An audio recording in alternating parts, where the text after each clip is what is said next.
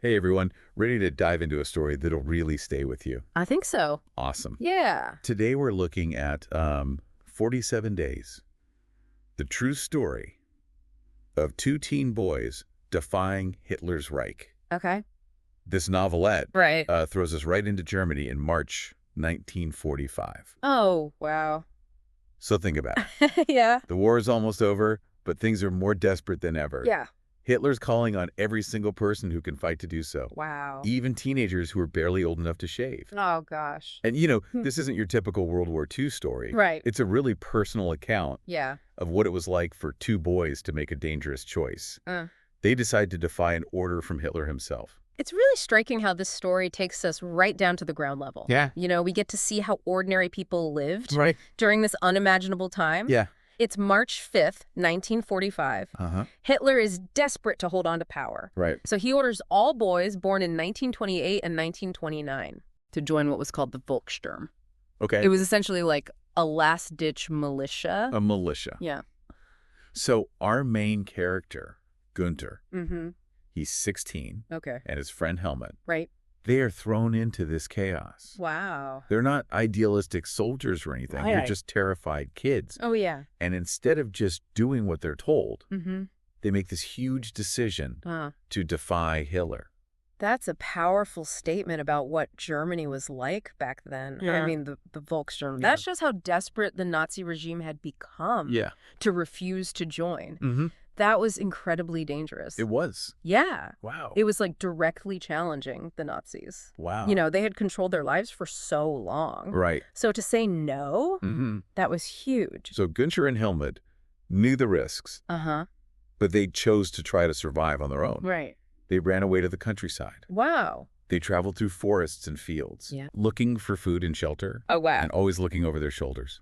It's amazing how their journey shows the contrast Yeah. between the cities and the countryside in Germany at that time. Right. The cities were being bombed, Yeah. resources were scarce, and the Nazi control was really tight. Mm-hmm. But the countryside Yeah. offered some anonymity, Okay. a little bit of community even. Ah. It was a refuge for people trying to get away from the Nazis. They were constantly hungry. I bet. Günter talks about going 97 days without a real meal. Wow. Months of starving, basically. Gosh, can you imagine? Yeah. The constant hunger, Right. the search for scraps. Yeah. It really shows how much people suffered. Yeah. And that deprivation probably really affected their decisions. Right. When you're that hungry and tired, your priorities change. Yeah. Survival becomes the only thing that matters. There's this one part where they run into a German military convoy. It's a long line of trucks full of wounded soldiers. Oh, wow. Some are barely alive. Gosh. They're hoping to get some bread from a provisions truck, Right. but then Yeah. Allied bombers attack. Yeah. Oh, no. It's total chaos. Yeah. Explosions, gunfire, Wow. soldiers running for cover. Right. Günter dives into a ditch just before the bombs hit. Oh, God. He barely survives. That attack really shows how the war had turned against Germany. Yeah. The Luftwaffe, Okay. their air force, they were once so powerful, but now they couldn't even defend their own skies. The Allies were winning. Definitely. Their air power was too much. Yeah. When the attack is over, Yeah. Günter is surrounded by carnage. Oh, no. There are dead and wounded soldiers everywhere. Oh, gosh. He even sees one soldier with his intestines exposed. Wow. It's a horrible image Yeah. that shows just how brutal and random war is.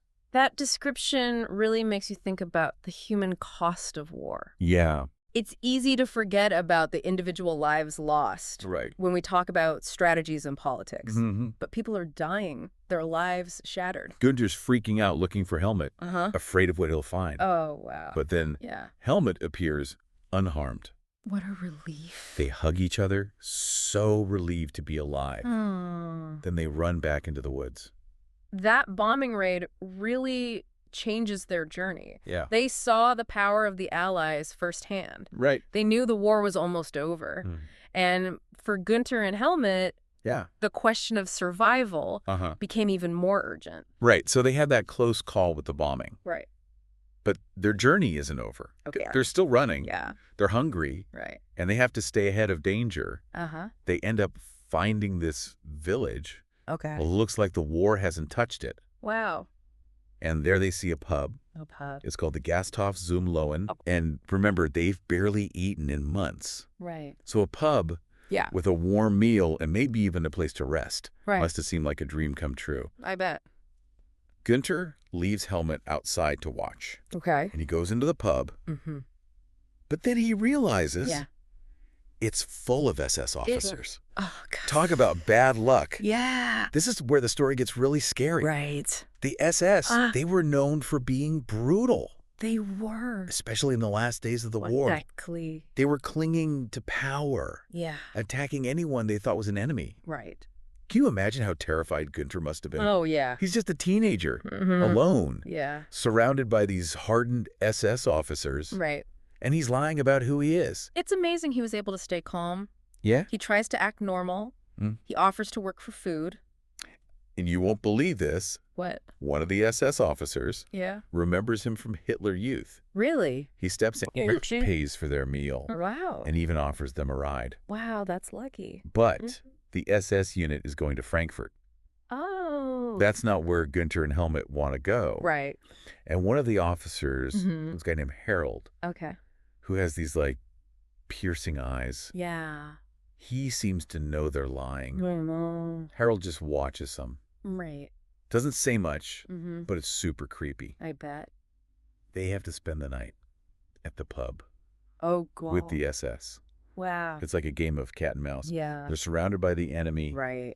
Every move they make is being watched. It must have been so stressful. They know they have to get out Uh-huh. before they're caught. Right. So in the middle of the night, Okay. they climb out a window, Wow. hoping they won't be seen. It's like one of those classic escape stories. Right. So much suspense. Yeah. So dangerous. And remember, Yeah. these are just kids. Right. They're exhausted and hungry. Yeah. Running on pure adrenaline. They get tangled in barbed wire. Oh, gosh. They have to crawl on the ground, Wow. risking injury, just to get away. It shows how desperate they were. It does. How far they would go to be free. Right. They finally make it to a forest. Okay. And they collapse. Right. They're so tired. I bet. But they can't rest for long. Right. They're still too close to the pub. Uh-huh. They're going to get caught if they stay. Their escape is amazing. It is. They're so resilient. Mm-hmm. They adapted, Yeah. improvised Right. under so much pressure. They might be young, Yeah. but they are incredibly resourceful. Yeah. They want to survive. But their escape took a lot out of them. They're Yeah. exhausted, Right. physically and emotionally. Defying Hitler is really taking its toll on them. I bet. They're starting to wonder if it was worth it. You can see how their experiences are affecting them. Right. The fear, Mhm. the uncertainty, Yeah. the close calls Yeah. is wearing them down. Like, Escaping from the SS was close, yeah, way too close. but their journey is really taking a toll on them. I bet. They're reaching a breaking point. Freedom isn't free. Yeah. It comes at a price. Right. They're constantly on edge, always looking over their shoulders, Right. haunted by the fear of getting caught. Yeah. All those things they went through, Right. it's affecting them deeply. So after weeks of hiding and running, they decide to risk going home for a bit. Home. Yeah, That's risky. it is. They know if anyone sees them, Right. they could get caught. Yeah, but they're desperate. Of course. They want a real meal, warm bed, Yeah. just a little bit of normal life. Right. But as they get close to their neighborhood, they see something strange. What's that? White sheets hanging in the windows of some of the houses. Oh, no. Remember earlier in the book, Yeah. white sheets meant there were dead bodies inside after bombings? Oh, right. Yeah, it was a terrifying sign. It was. So when they see those white sheets, Yeah. their hearts just sink. Yeah, of course. They're afraid of what they'll find. Uh, Günter runs to his house. okay. He's so worried. You got it. The door is locked, Uh, and he panics. right. He's sure his mother is dead, Oh, gosh. that he's all alone. This part is so powerful. Yeah. You can really feel his pain. He's lost so much already. Mm-hmm. And to think about losing his mother, too. Right. It's almost unbearable. But then his mother appears. Oh, thank goodness. The white sheets meant something different this time. He did. They meant surrender. Surrender. The Americans had arrived. Okay. Solingen had given up. So the war was over for them. It was over. Can you imagine that relief? It's like a nightmare ending. Right. The fear, the uncertainty, Yeah. the fighting to survive. It's all gone.